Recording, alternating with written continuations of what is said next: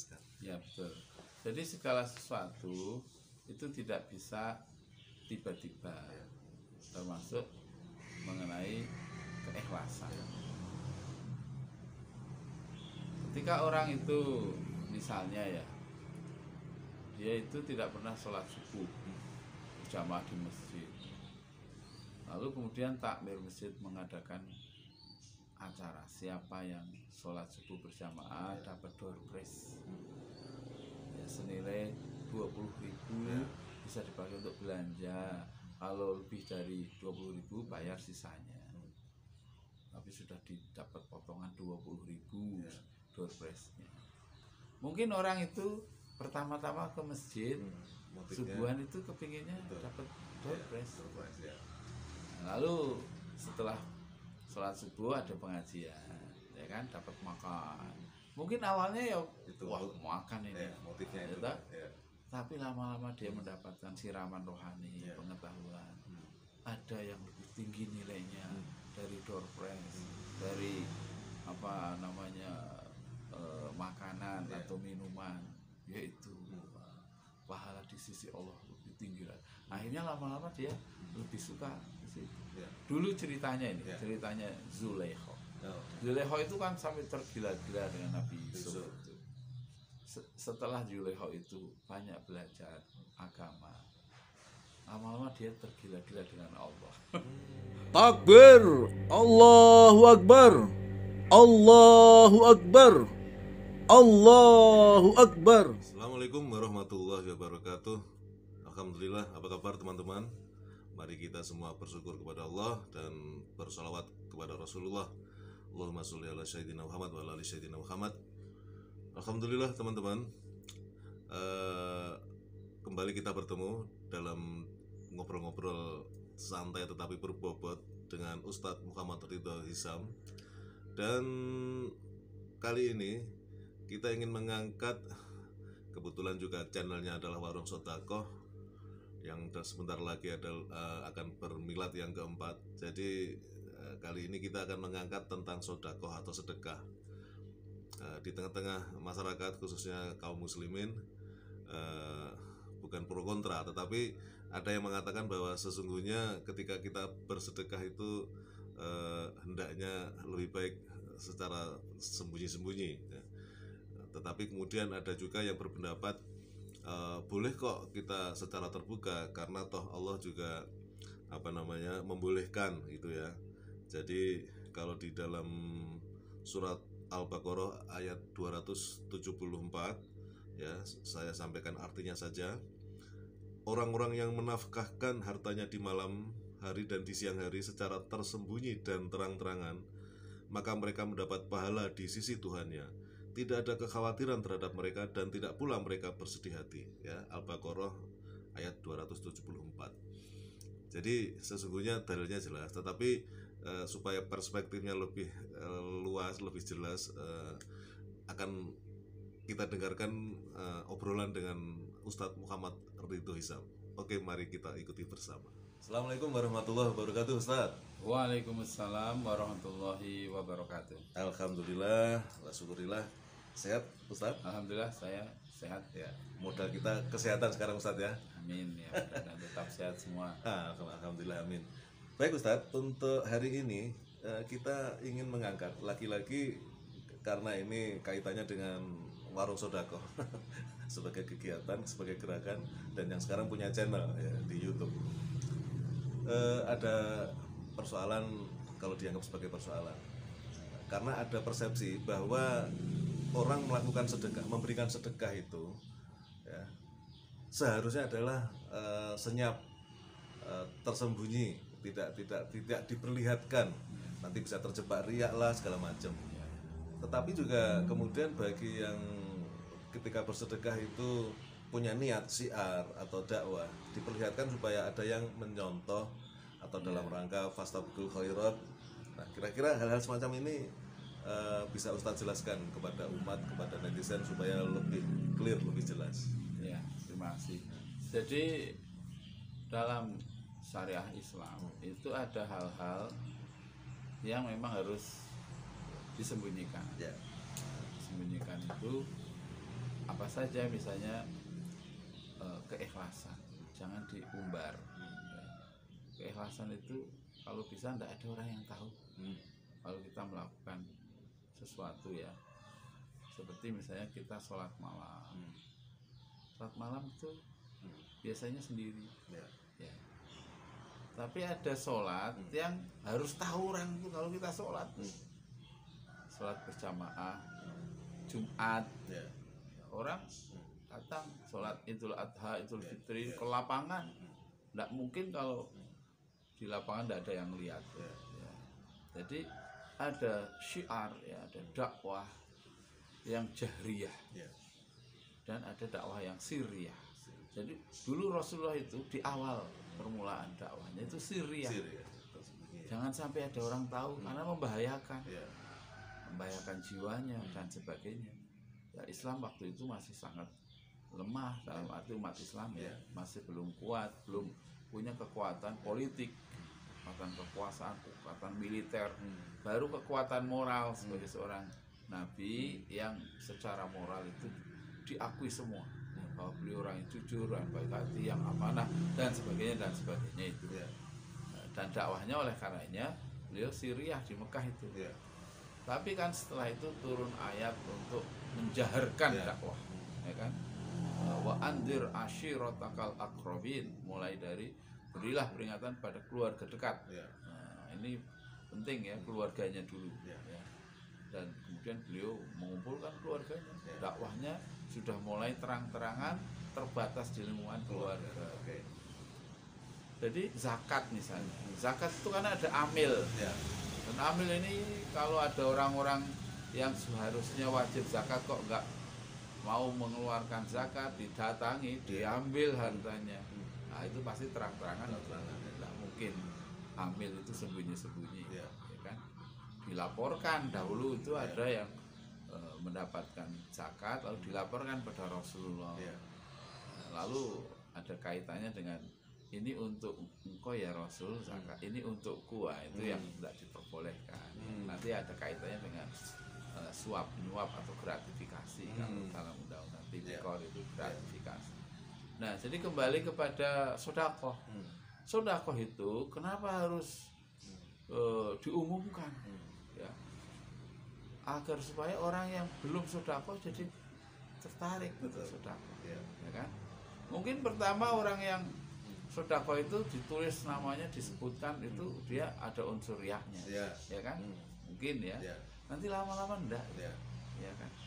Nah, jadi bagi orang yang belum sodakoh, lalu kalau dia sodakoh kok tidak diumumkan, ini orang-orang yang tidak mau sodakoh, ya kan? Sehingga orang tidak tahu kalau dia sodakoh apa tidak.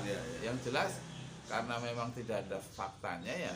Tidak sodakoh. Nanti itu bisa dirasani orang. Jadi ada misalnya di kampung itu orang kaya muslim sudah haji, lalu dia sodakoh tidak ada orang tahu.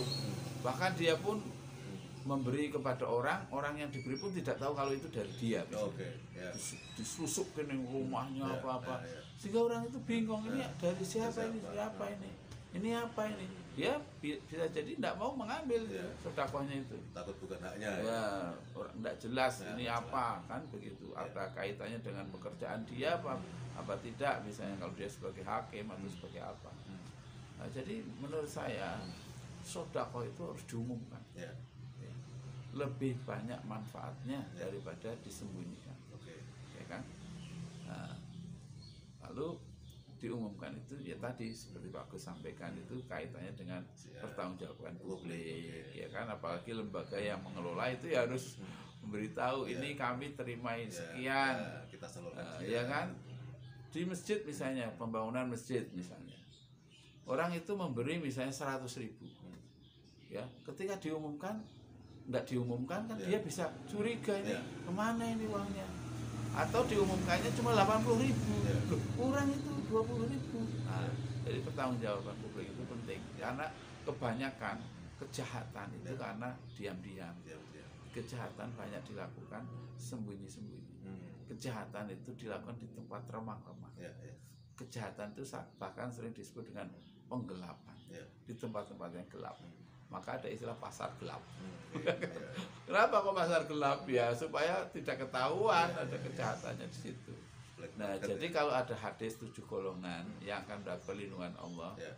antara lain imamun adil dan seterusnya sampai warajulun tasaddaqa bi sadaqatin fa akhfa hatta ya'lama yaminuhu hatta ya'lama hatta ta'lama shimalu mayun fiku yaminuhu hatta ya'lama shimaluhu yunfiku yaminuhu. Jadi itu kaitannya dengan keikhlasan. Jadi itu hadis yang terkait dengan kalau orang bersedekah itu ikhlas, jangan disebut-sebut, digambarkan atau diibaratkan tangan kiri tidak tahu, ya, orang dekat tidak tahu, ya. Tapi kalau dikaitkan dengan pertanggungjawaban, ya harus tahu, ya kan. Tapi kalau dikaitkan dengan keikhlasan, ini kan lagi bicara tentang keikhlasan, itu betul-betul ikhlas seolah-olah, kan hanya seolah-olah, bahwa tangan kanan memberi, tangan kiri tidak tahu. Itu menunjukkan betapa ikhlasnya dalam bersedekah seperti itu. Selanjutnya masih dengan topik sedekah, yaitu bahwa kebaikan termasuk diantaranya adalah bersedekah itu bisa diawali dengan sebuah keterpaksaan, artinya memaksakan diri supaya bisa melakukan kebaikan. Ya, mungkin di situ unsur ikhlas belum muncul, artinya keikhlasan belum ada, atau bahkan juga ada penyakit riya karena ya biar dilihat. Tetapi kan lebih baik berbuat baik daripada tidak berbuat apa-apa, dan kemudian di kemudian hari kan mudah-mudahan akhirnya tumbuh kebiasaan berbuat baik sehingga keikhlasan pun akan bisa tumbuh. Bisa Ustadz jelaskan? Ya, betul. Jadi segala sesuatu itu tidak bisa tiba-tiba, termasuk mengenai keikhlasan.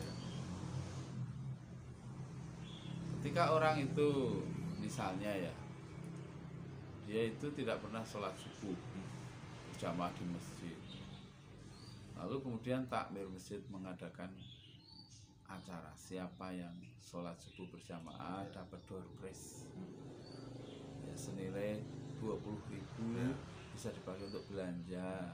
Kalau lebih dari 20.000 bayar sisanya, tapi sudah didapat potongan 20.000 door prize-nya. Mungkin orang itu pertama-tama ke masjid subuhan itu kepinginnya dapat door prize. Lalu setelah sholat subuh ada pengajian, ya kan, dapat makan.